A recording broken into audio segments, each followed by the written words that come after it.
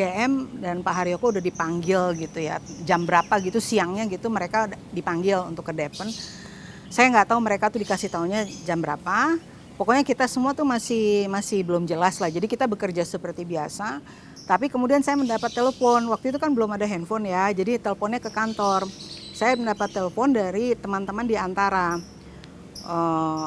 Lel, Tempo di Bredel gitu.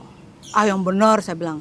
Iya serius di Bredel karena ada temen yang udah ditugaskan untuk menulis beritanya, cuman belum diturunin karena nunggu sampai pemberitahuan kepada pimpinan Tempo. Setelah itu dikasih tahu, baru kemudian nanti berita itu akan diturunin. Tapi berita itu udah disiapkan. Nah di situ aku udah mulai merasa serius. Nggak usah aku tutup teleponnya, aku bilang sama Mas Bambu, Mas katanya Tempo di Bredel, ayo dari kemarin begitu terus ngomongnya. Enggak ini serius, terus saya ceritakan kembali apa yang disampaikan.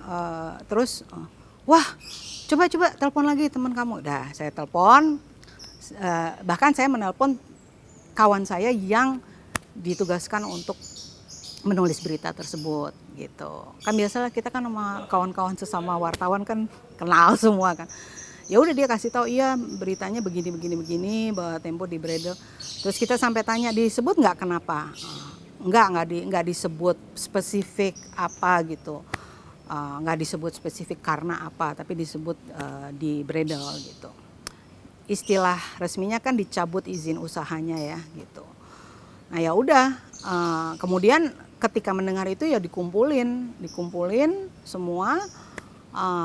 Kita bicara benar juga kalau nggak salah yang pergi ke Depen akhirnya Pak Haryoko apa siapa saya lupa lah. Terus ya GM ngomong di depan kita ya artinya kita akan menunggu sampai itu benar-benar diumumkan dan memang benar kita mendapat suratnya. Dan nggak lama itu juga berita diturunkan dan nggak lama wah semua orang datang kawan-kawan dari berbagai media dari berbagai NGO dari macam-macam tokoh-tokoh saya ingat sekali Mulia Lubis datang macam-macam lah tokoh-tokoh datang Bang Marsilang segala macam pada datang.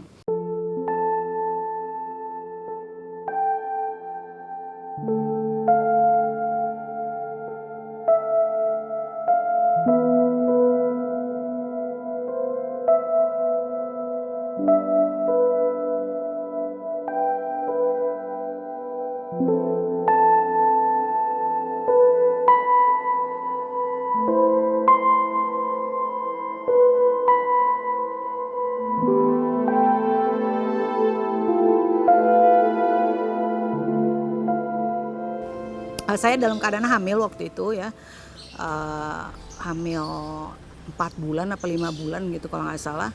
Ya pertama yang terjadi adalah kalau nggak salah saya ingat-ingat lupa urutannya ya. Kalau nggak salah kita ke DPR dulu. Nah kalau nggak salah kita ke DPR terus itu pada bicara bergantian GM dan lain-lain. Ya kita semua datang beserta semua orang-orang yang mendukung Tempo untuk tidak di Bredel. Saking penuhnya tuh saya sampai duduk ngedeprok di bawah terus gitu orang-orang pada weh ibu-ibu hamil jangan ditaruh di bawah gitu. Jadi saya ingat itu suasananya itu penuh sekali, sangat ngebludak begitu ya, dan ya pokoknya semua pada bicara.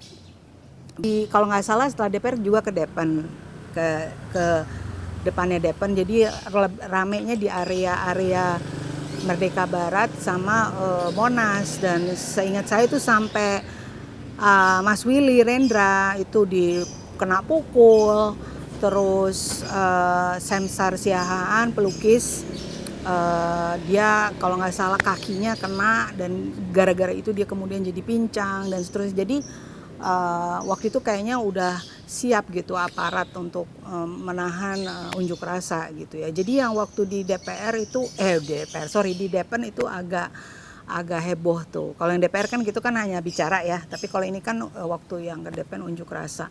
Jadi berbagai cara gitu. Nah kemudian kawan-kawan juga melakukan tuntutan menggugat gitu. Itu saat-saat menggugat tuh saya udah mulai mau melahirkan tuh. Jadi saya kurang ikut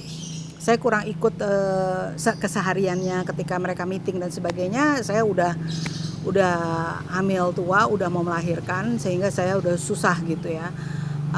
Saya sempat di antara itu, ketika di antara bulan-bulan Juni, Juli, Agustus, September itu kan Tempo pada akhirnya bubar sebagai sebuah perusahaan itu secara resmi bulan November. Kenapa saya ingat? Karena itu pas anak saya lahir. November 94 ya. Dan itu saya ingat karena itu pas anak saya lahir gitu loh. Jadinya ya semua mendapat bagian gitu ya. Namun saya ingat banget bahwa pas anak saya lahir, pas Tempo sebagai perusahaan bubar gitu.